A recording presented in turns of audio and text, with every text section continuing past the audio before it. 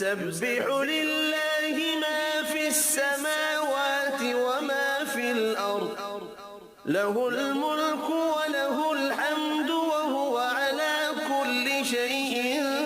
قدير هو الذي خلقكم فمنكم كافر ومنكم مؤمن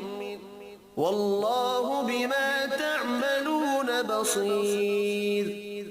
خلق السماوات والأرض بالحق وصوركم فأحسن صوركم وإليه المصير يعلم ما في السماوات والأرض ويعلم ما تسرون وما تعلنون والله عليم بذات الصدور ألم يأتكم نبأ الذين كفروا من قبل فذاقوا وبال أمرهم ولهم عذاب أليم ذلك بأنه كانت تأتيهم رسلهم بالبينات فقالوا أبشر يهدوننا فكفروا وتولوا واستغنى الله والله غني حميد زعم الذين كفروا أن لن يبعثوا قل بلى وربي لتبعثن ثم لتنبؤن بما عملتم وذلك على الله يسير فآمنوا بالله ورسوله والنور الذي أنزلنا والله بما تعملون خبير يوم يجمعكم ليوم الجمع ذلك يوم التغابن ومن يؤمن بالله ويعمل صالحا يكفر عنه سيئاته ويدخله جنات تجري من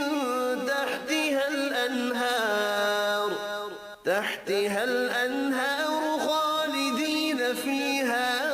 أبدا ذلك الفوز العظيم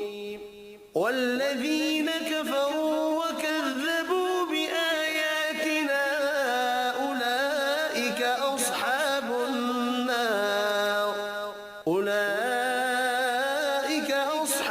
النار خالدين فيها وبئس المصير ما أصاب من مصيبة إلا بإذن الله ومن يؤمن بالله يهد قلبه والله بكل شيء عليم وأطيعوا الله وأطيعوا الرسول فإن توليتم فإنما على رسولنا البلاغ المبين الله لا إله إلا هو وعلى الله فليتوكل المؤمنون يا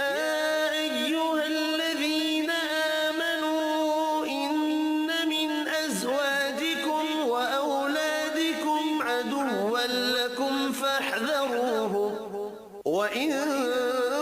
تعفوا وتصفحوا وتغفروا فإن الله غفور رحيم إنما أموالكم وأولادكم فتنة والله عنده أجر عظيم فاتقوا الله ما استطعتم واسمعوا وأطيعوا وأنفقوا خيرا لأنفسكم ومن يوق شح نفسه فأولئك أولئك هم المفلحون إن تقرضوا الله قرضا حسنا يضاعفه لكم ويغفر لكم والله شكور حليم عالم الغيب والشهادة العزيز الحكيم صدق الله